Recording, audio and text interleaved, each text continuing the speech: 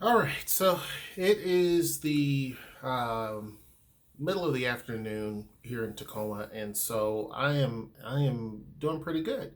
Got the yard mowed yesterday, which is a pain. I hate it, and everybody that has been on this channel knows for a while that I hate mowing the grass. It's just I try to find ways to fill up my yard so that I don't have to mow just because it sucks that bad. I just hate it. I've always hated it. And it has to go back to when I was a kid. My mom had a huge piece of land, and so I had to mow that. My sisters and I, and it was just it sucked, and it was humid and hot. You know how the South can be. It was just torture. This is not like that at all. The yard is not even close to the size. Like you can fit my yard into my mom's front yard at least three times, the whole lot, and then the backyard was probably twice as big as the front yard. It was huge. And then that didn't count the other land she had that was just a field. So it was anyway, that's not what this video is about. This video is actually about the average home prices in Tacoma and Pierce County. Now, I've done videos talking about this more and more because it's becoming more and more of a thing. And the one person asked when this whole sickness first kind of started, it'd be interesting to see. And this was at the time when Washington was the only state that, was dealing with it in the US. And they were saying that, I don't want to go to Washington or Seattle. I mean, it's scary right now. And, I wonder how this will impact the local economy and home buying, and the prices will drop. I think that people secretly root against Seattle, right? Some not so secretly, but you have people who think that, well, Amazon's putting another headquarters someplace, that's going to be the end of Seattle, or, well, this and that's happening, so it's going to be the end of Seattle. That's just not the reality. And when you live here, you kind of understand that. You understand what I'm saying? That's not to say the great cities can't fall, because, I mean, look at Detroit. But it is, if you do things the correct way, then typically cities are okay. And a lot of times it's not the cities, the leadership that's doing the good job, because in Seattle, I don't feel that necessarily the mayor is doing that great of a job. But it means that you have businesses that kind of step in and really do a really good job. And regardless of how you feel personal about those companies or about the individuals that run those companies, they've done a really great job. The economy in Seattle is booming. Right now, here, people will look at it and say, well, things aren't as high as they used to be, and that's true, right? But if you were to take our current state of what's going on here and you plop it into another city, the average city will be like, wow, we're doing amazing, right? The job market here is very strong. Even in the current situation, it's extremely strong, right? That doesn't mean that there's not retail establishments that are suffering, or restaurants and all of that. Yeah, absolutely. There are plenty that are closing down. But when you look at the overall health of the city, is it anywhere where it used to be this time last year? No. But it's also not just, in panic mode. So when we look at Seattle, for example, the home prices are still booming, like really fast, right? The home prices are still going up. The demand is still very high. But Seattle is not, for a while, has not been the only show in town. And actually, King County as a whole has not been the only show in town. And people are kind of not wanting to live in Seattle. And the reasons why, Seattle is great. There's a lot of things I love about Seattle. There's some things I don't necessarily like. But one of the big issues with living in Seattle is you have, besides traffic and parking issues and high taxes, one of the critical points is obviously the cost of living in general. It's just very expensive. And and Seattle is not as bad as, say, Bellevue. Bellevue is even more expensive in terms of just cost of living, taxes, everything. It's more expensive. Cost of buying a home, right? So if you are a tech worker and you're making $250,000 a year, Yeah, you probably could do fairly well in Bellevue or in Seattle, right? But why spend all that money when you could easily live in Tacoma and now folks don't even have to commute? They're able to do everything remotely. You see what I'm saying? Like it doesn't make any sense to live in a city that's getting congested, more and more congested by the day, literally, like by the day. You know, the city has added 100,000 people, I think, in the last couple of years, or the county has. I can't remember now. Just since we've moved from there. I mean, it's growing exponentially fast. So, with that said, you're going to have a lot of growing pains. But because it's already a big city, you don't see it as much as you would in places like Ording.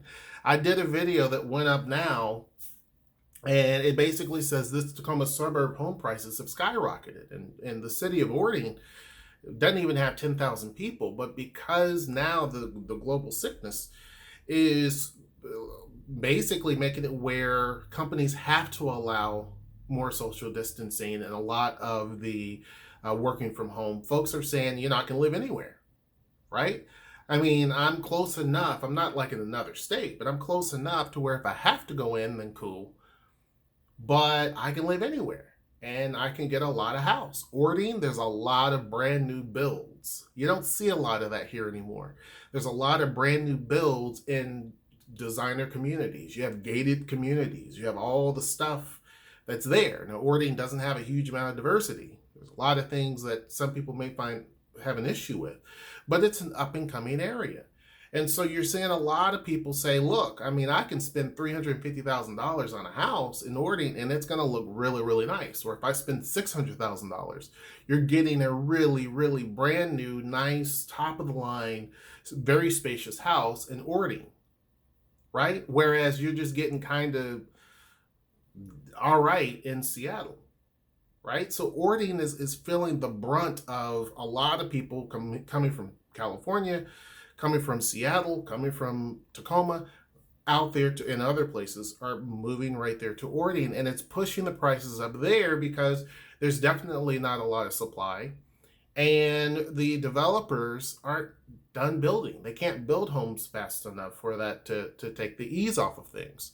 Tacoma is also experiencing a huge surge in prices. I've talked about, just recently there were homes selling for 400,000 just on the street. There was 3 of them. And so the prices here have ballooned quite a bit because more and more people are coming here even faster than what they are in Ording, because Tacoma is a city, a true city. So it's experiencing this record growth because of what it's been going through before. A lot of people from Seattle are saying it's cheaper to live down there. I can commute now that they don't necessarily have to. If they're in the tech world or whatever industry that they're in, they don't necessarily have to. So a lot of them are saying, why not buy a house here? I can get more bang for my buck than if I do it in Seattle or Bellevue or any of those other places. They may work in Redmond, but they're technically working from their home in Tacoma, making huge sums of money. So it makes a lot of sense. They don't have to go anywhere.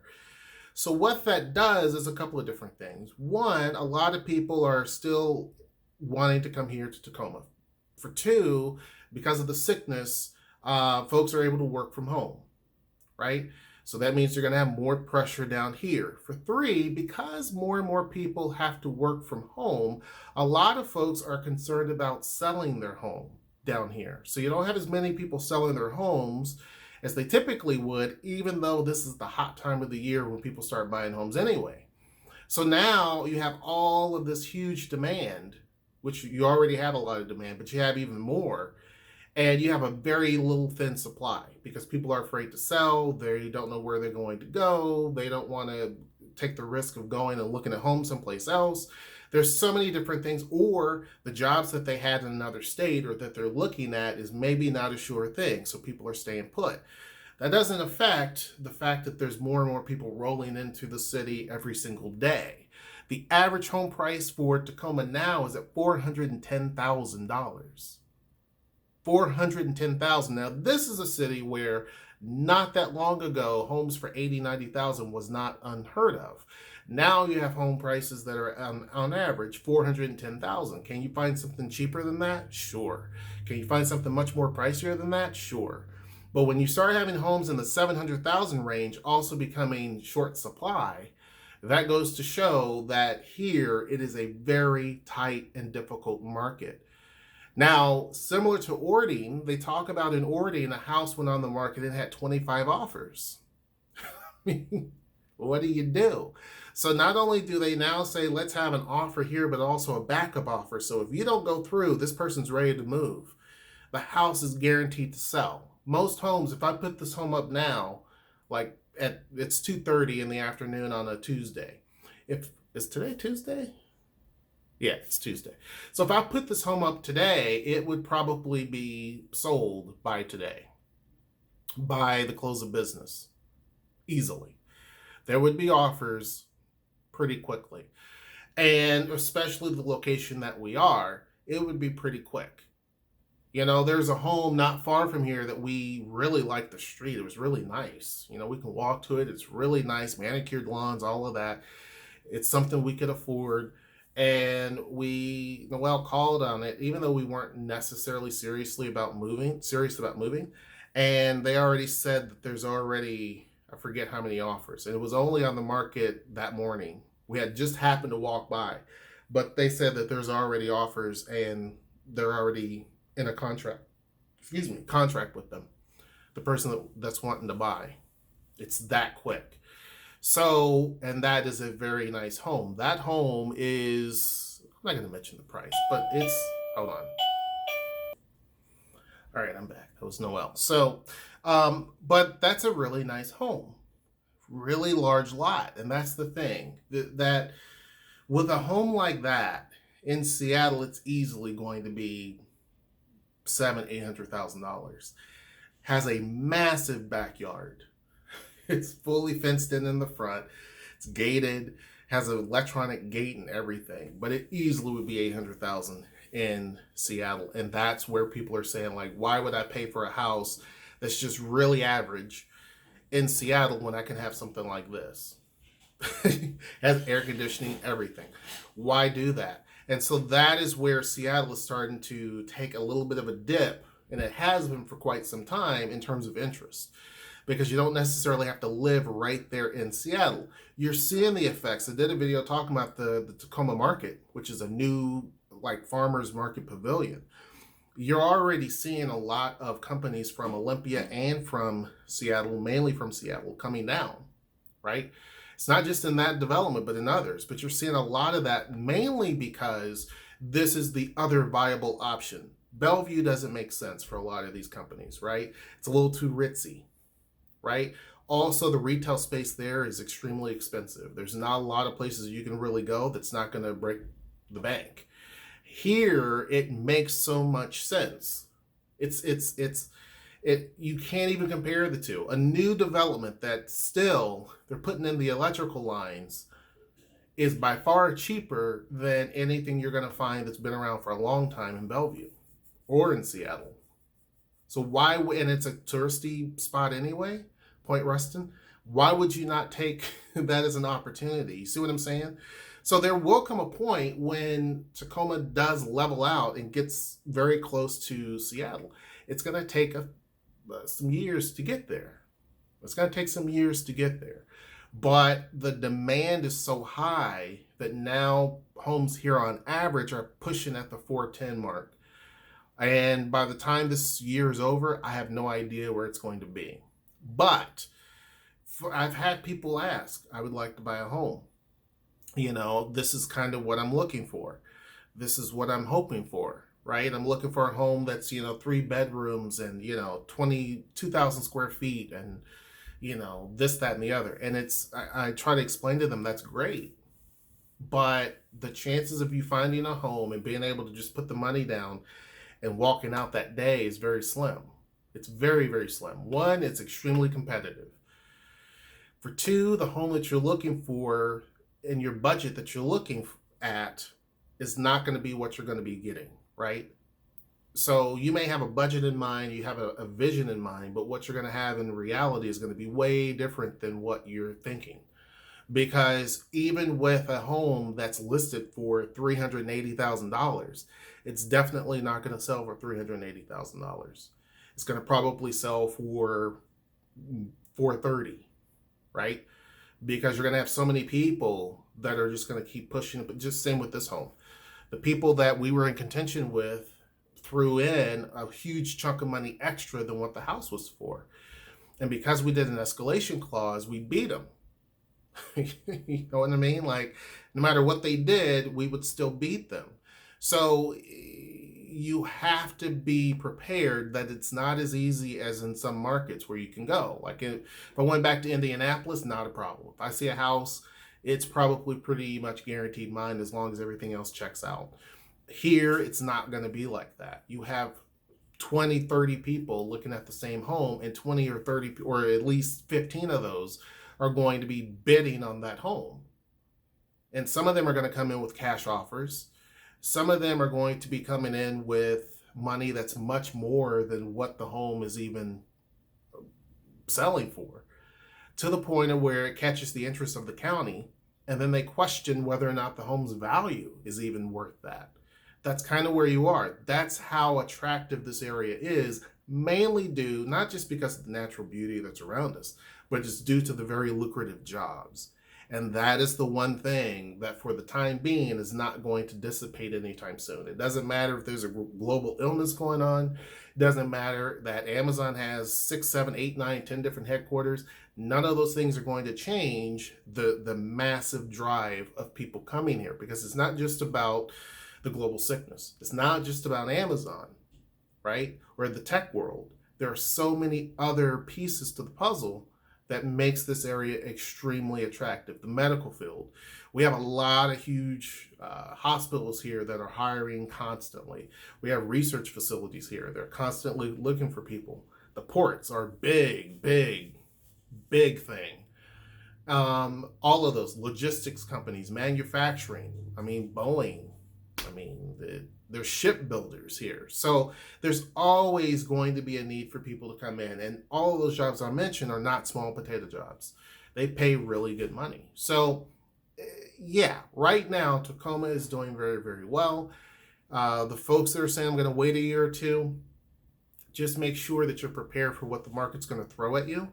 Again, 410 is not what you're going to always see. You're going to see something lower than that. But again, the lower the price, the more competition you're going to have, the more remodeling you're going to have to do, potentially the more issues the home's going to have. Those are things you have to consider. And you also have to consider some of these properties are not going to do any sort of improvements. So if there's an issue that you identify through a home inspection, they may say, well, either you want it or you don't, because I'm not going to fix anything. And some people don't even worry about inspection. Some people do it sight unseen. They're in a completely different state or completely different country, and they're trying to buy it. So that is kind of what you're up against. It's not impossible. I have people say, well, I'm just going to give up.